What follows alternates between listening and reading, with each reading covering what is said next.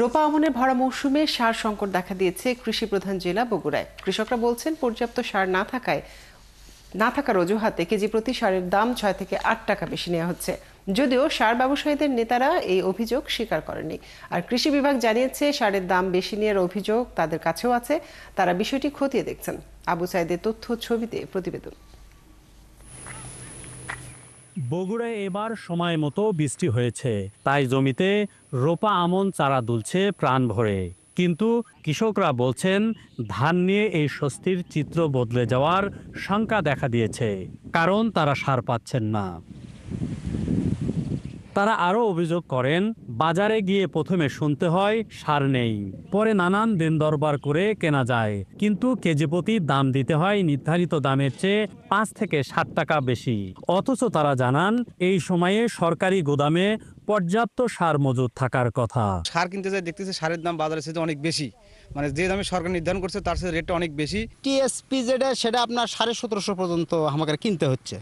আমাকে তার ওই দেখে তার কোনো হাত থাকে না, লে না একটা কথায় শব্দ আছে, লে না, এখন যার দরকার তাই এখন লিয়ে দেবে। এ নিয়ে খুচরা ব্যবসায়ীরা জানান সরকারি ডিলারদের কাছ থেকে অতিরিক্ত দামে সার কিনতে হচ্ছে, যে কারণে তাদেরও বাধ্য হয়ে কৃষকের উপর সেই বোঝা চাপাতে হচ্ছে। ডিএপি লিখছে ১১৮০ টাকা, ১২৮০ টাকা ডিএপি। আমরা হয়তো ধরেন যে আপনি ১৩০০ টাকা, ১৩০ টাকা ধরা তখন বেশি, ২০ টাকা লাভ। অনেকে হয়তো কিছু অসাধু ব্যবসায়ী আছে, তারা হয়তো নিতে পারে। আপনার তো ডিলার মাত্র আমাদের এরুল ইউনিয়নে ২টা, কিন্তু দেখা যাচ্ছে যে সারের দোকান হচ্ছে ৭-৮টা। এ নিয়ে বাংলাদেশ ফার্টিলাইজার অ্যাসোসিয়েশন বগুড়া জেলা ইউনিটের সাধারণ সম্পাদক জানান সরকারি নির্ধারিত দামে ইউরিয়া ও টিএসপি প্রতি কেজি ২৭ টাকা, এমওপি ২১ টাকা আর ডিএপি ২২ টাকা বিক্রি হচ্ছে। এর বেশি দাম নেওয়ার সুযোগ নেই। ডিলাররা আমার তো মনে হয় ন্যায্য দামের চাইতে বেশি নেওয়ার কোনো সুযোগ নাই। আর যদি নেয় তো এটা আসলে নেওয়ার কোনো সুযোগই নাই। যদি নেয় সেটা হচ্ছে কৃষি অফিসারও জানবে যে নিচ্ছে কি নিচ্ছে না। এদিকে বগুড়া সদর উপজেলা কৃষি অফিসার ইসমত জাহান বলেন সারের সংকট নেই, তবে অতিরিক্ত দাম নেওয়ার অভিযোগ তাদের কাছেও আছে। বিষয়টি খতিয়ে দেখা হচ্ছে। সার যেটা কৃষকের প্রাপ্য সেটা যাতে ব্যাহত না হয় সেই ব্যাপারেও আমাদের মাঠ পর্যায়ে উপসহকারী কৃষি কর্মকর্তাদেরকে নির্দেশনা দেওয়া আছে যে কৃষক চাহিদা মাত্রই যে তার যতটুকু দরকার সে যাতে সার পায়। এবার বগুড়ায় প্রায় ৮৫,০০০ হেক্টর জমিতে আমন ধান চাষ হয়েছে। জেলার বিসিআইসির ২৪১ জন এবং বিএডিসির অধীনে আছে ৯২ জন dealer. S M Abu Sayeed, ৭১, Bogura. এ বিষয়ে আরো জানাতে আমাদের সাথে বগুড়া থেকে যুক্ত হচ্ছেন সহকর্মী আবু সাইদ। সাইদ, জানাবেন যে এই যে সার সংকটের বিষয়টি খতিয়ে দেখা হবে, প্রশাসন যেমনটি বলছে, তো তারা এর মধ্যে কোনো ধরনের অভিযান পরিচালনার উদ্যোগ নিয়েছে কিনা এবং কত সময় লাগতে পারে বিষয়টি সমাধানে, কি জেনেছেন?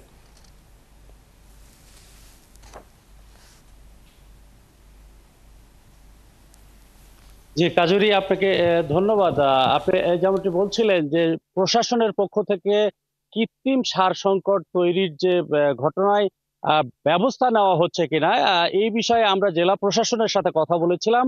গতকাল সন্ধ্যায় কিন্তু বগুড়ার শিবগঞ্জের মোকামতলা এলাকায় অভিযান চালানো হয়েছে। সেখানে হাসান এন্টারপ্রাইজ নামের একটি প্রতিষ্ঠানে অতিরিক্ত সার মজুদের অভিযোগে ৩০,০০০ টাকা জরিমানা করেছে ভ্রাম্যমাণ আদালত। এবং এইরকম ভাবে এর আগে বগুড়ার শাহজাহানপুর এবং নন্দীগ্রামে দুটি অভিযান পরিচালনা করা হয়েছে। তথাপি যেটা দেখা যাচ্ছে যে অসাধু কিছু সার ডিলার বা সার ব্যবসায়ী যারা আছেন তারা কিন্তু সরকার নির্ধারিত যে মূল্য সে মূল্যের চেয়ে অতিরিক্ত দামে বিক্রি করছেন। খুচরা বিক্রেতাদের সাথে আমরা কথা বলেছিলাম, তারা বলেছেন যে এই সার ডিলারদের কাছ থেকে অতিরিক্ত মূল্যে তাদেরকে কিনতে হয়, বিধায় তাদের অতিরিক্ত দামেই কিন্তু গ্রাহকদের কাছে বিক্রি করতে হচ্ছে। যেখানে প্রতি কেজি ইউরিয়া ২৭ টাকা কেজি দরে বিক্রি করার দাম বেঁধে দেওয়া হয়েছে সরকারের পক্ষ থেকে, তথাপি তারা কিন্তু সেটা ৩৩-৩৪ টাকা কেজি দরে বিক্রি করছে।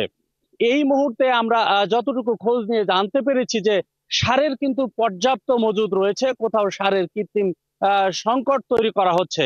আর এই সার নিয়ে যখন কৃষকরা বিক্রেতাদের সাথে কথা বলেন তখন তারা একই কথা বলেন যে আমরা যে দাম বলছি সেই বেঁধে দেওয়া দাম যদি আপনাদের পর্তায় হয় তাহলে আপনারা নেন, না হলে চলে যেতে পারেন।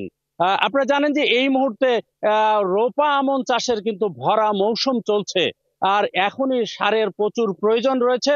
আর কৃষকরা 1 বস্তা অথবা 2 বস্তা সার কিনতে গিয়ে এই ঝামেলায় পড়তে চায় না, অথবা কৃষি কর্মকর্তাদের কিন্তু এই অভিযোগ করার মতন তাদের সময় থাকে না। তারা বরাবরই বলে আসছেন যে প্রতি বছরই একটি সিন্ডিকেট এই ধরনের ঘটনা ঘটিয়ে কৃষকদের কাছ থেকে লাখ লাখ টাকা হাতিয়ে নিচ্ছে।